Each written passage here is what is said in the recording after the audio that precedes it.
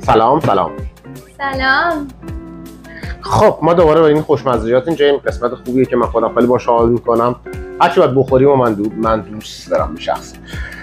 حالا اینا رو رفتیم گرفتیم، ما یه خورده بعضیاشون برامون جدیدن، بعضیاشون هم نه قبلا امتحان کردیم. اینا یه سری میوه‌ن، نمیشه بگیم میوه های عجیب، ولی خب مثلا یه سریاش تو تهران کمتر گیر میاد. حالا ما خواستیم که با هم امتحانشون کنیم که شما ببینین آیا ارزش داره مثلا بریم بخرین یا نه، چون اینجا هم یه ذره قیمتاشون بالاست. حالا البته من فکر کنم پاپایا تهران ارزون‌تره. حالا بعد ما 3 تاشو تا حالا امتحان کردیم، 3 تاش جدیده، با هم امتحانش کنیم. این اسمش چیه؟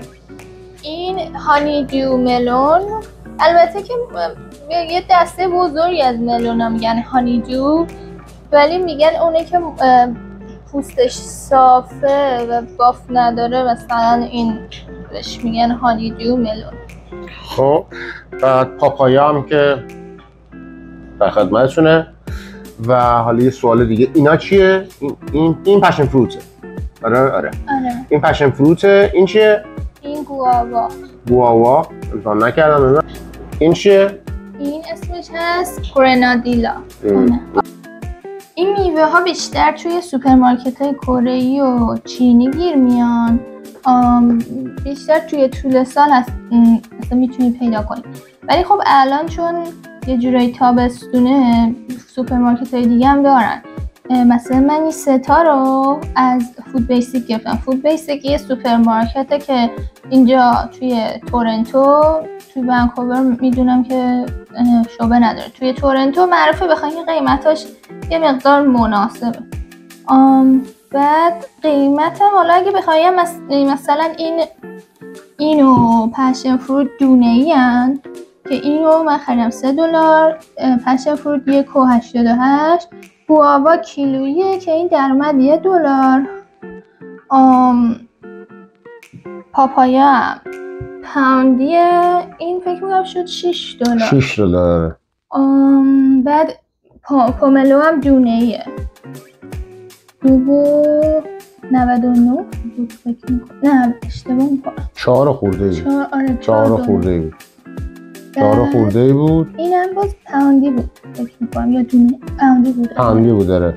این هم مثلا فکر کنم 5-6 تا یا 7 تا تموم شد دارم. خب میخوایم که امروز فعلا یعنی با این شروع کردیم، با پاپایا شروع کردیم. من پاپایا رو تو ایران امتحان کردم. همیشه تو ذهنم این بود که پاپایا یه چیزی باید مثلا مثل انبه باشه، ولی واقعیت اینه که نیست. حالا بازش میکنیم، یعنی فکر کنم بین موز و انبه شیرینیش در این حد میشه. حالا بریم ببینیم که باقو رو جیگر گرفتم مثلا. خب این بافت توشه، خدایی قیافه اینا خیلی جذابه. بعد حالا تکش ببر ببینیم چه خبره. پس این چیه؟ دونه‌هاش که خوردنی نیست؟ یعنی من امتحان کردم نشده بخوریم یعنی. حالا راستش نمیدونم من بهترین روش این که بخواد قاشش کنم چه شکلیه. حالا یه چیزی که میبره این مهمه مثلا اتفاقا این شیرین تر از اون چیزی که من قبلا امتحان کردم. یه چیزی مثل چی میشه مزه؟ نه خربوزه که نه، مثل ملون، یه همچین چیزی مثل ملون لایت ها. یه ذره ولی تهش تنفیده. آره ملون لایت، یعنی اصلا تصور شیرینی بیخیال. میگه آدم اولی که نمیبینه فکر میکنه واو چقدر جذابه، چقدر باحاله. و هر چقدر از این پوست فاصله بیشتر بگیرید، یعنی بالاترش رو بخورید، خب شیرین‌تر، یعنی به وسط تر. آره بعد یه چیزی هم که حالا ما تجربه خریدش رو شاید مثلا 4-5 بار داشته باشیم، ولی چیزی که هست اینه که ما یه دفعه خریدیم بیشتر پوستش سبز بود از همین فود بیسیک خریدیم. اینو الان از اسم یه دونه سوپرمارکت چینیه، اسمش از سانی مارکت. اینو الان از اون گرفتیم. از فود بیسیک یه دفعه گرفتیم که پوستش زیاد سبز بود و خیلی تلخ بود، یعنی اصلا نرسیده بود، یعنی آره کال بود. بعد راستش بخوام من بردم پسش دادم. بهترین قسمت کانادا همینه، موقعی که شما یه چیزی رو راضی نیستی میتونی پس بدی در حقیقت، و این به نظر من یکی از بهترین چیزاییه که ارائه میدن. و البته خب شما نباید زیاده روی کنی قاعدتا تو این ماجرا دیگه، یعنی اینجوری نیستش که حالا همینجوری بلندش بری، اینا یکم کار چیپی میشه دیگه. همه کارو وقتی حق میتونی انجام بدی، ولی بس اگه توش دغل بازی باشه نه.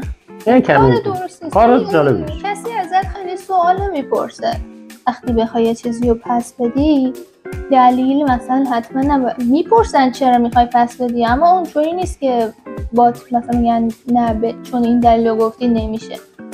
اما خب بالاخره مثلا اگه سوپرمارکت محلتون باشه میشناسنتون دیگه، بعد از یه مدت اگه هی این کارو بکنی دیگه. و اینکه خب وقتی روی یه کردیت خرید کنی، حالا مثلا یه جایی مثل کاسکو خب کارتشو داری و توی اون اکانتت میاد که مثلا چند بار چی رو پس دادی، ولی جای دیگه که کارت نداره اما خب با کردیت که خرید کنی در نمیارن معمولا، ولی اگه بخوان میتونن.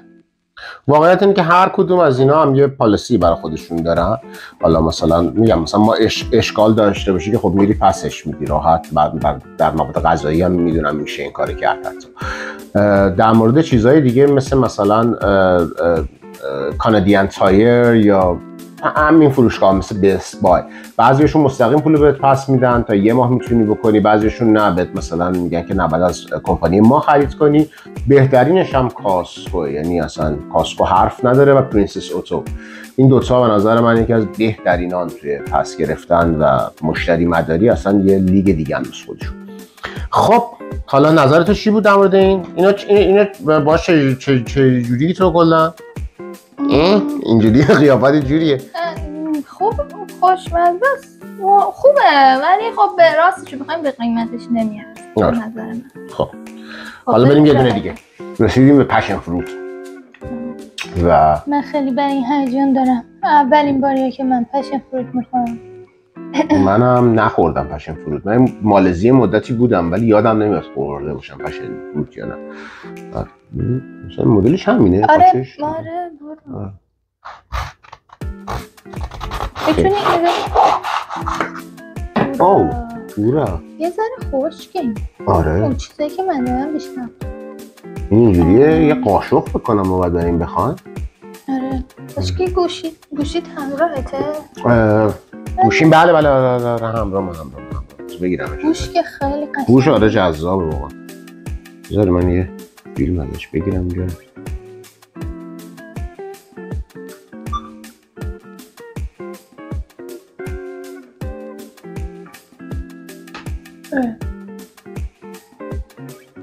چجوریه؟ ترشه خوردنش سخته. بعد توش دونای سفته. باحاله، مثل چیز بود این چی میگه آدامس جرقه‌ای یا یه همچین حالی داره. آره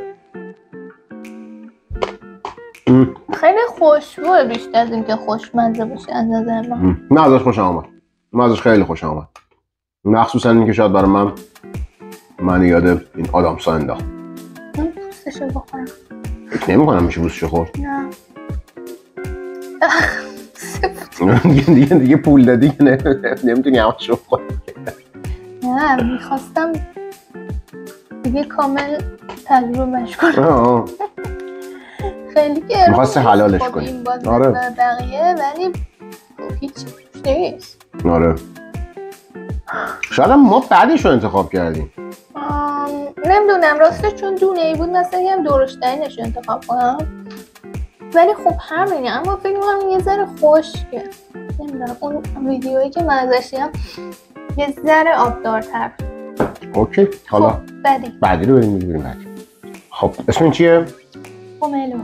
خب یه مشخصه. پوملو مدل‌های مختلف داره که فکر کنم چینی‌ها خیلی دوست دارن. این مدلش تایلندیه. یه کمی قیمتشون در حد $1 $2 فرق می‌کرد، فرق میکنه. مثلا یه مدل داره که کامل گرده، خب دقیقا شبیه گرفروته ولی بزرگتر. این از خانواده سیترسه و بزرگترین میوه سیترسه. سیترس میشه مثلا مرکبات. آره. و اینکه خب این مامان گرفروت، مادر گرفروت از تایلند تازه. مثلا من چیز جالب شاید بتونید کمک کنید اگه کسی میدونه یا به چه صورته. من تو ایران 2 تا میوه خوردم شبیه این. یکیش دارابی بوده، یکیش به عنوان سلطان مرکبات من خوردم در شمال. خیلی هم خوشمزه بوده و به نظر من شبیه اون، ولی من خیلی بچه بودم اینو خوردم. نمیدونم این همونه یا نه، حالا کسی برای اون منطقه هست و میدونه من خوشحال میشم اگه بتونه بهمون بگه. خب حالا بریم که امتحانش کنیم. فکر کنم این همش پوسته، برعکس اون که همش گوشته. همش گوشته؟ آره این همش پوسته. آره واقعا. چه چاقویی هم از انتخاب کردیم ما برای این کار. چرا؟ بده من کمکت کنم. چاقو بزرگ نسبت به این. بزرگ؟ آخه من بکنم چون هوش دوست دارم. چیزه من خودم خیلی طرفدار گرپفروت نیستم، بخاطر من هستم. در این من یه ذره تلخه، اما این خوشمزه تره و یه جوری باحالیه چون اون چی میگم بهشون، پالپ. آره پالپای توش یه کمی خشک‌تره. من خوشمزه دوست دارم. میخوای به دست توانا بدی؟ آره بده به دست توانا. زوره دی.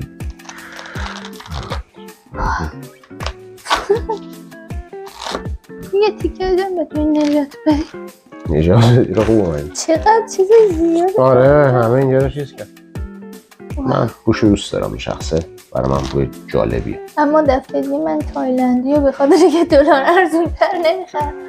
من همیشه تایلندی رو شما بخرید، چیز نکنید. گرونتر هم بود بخرید. همیشه یه چیزی هست دیگه هم میرن تایلند.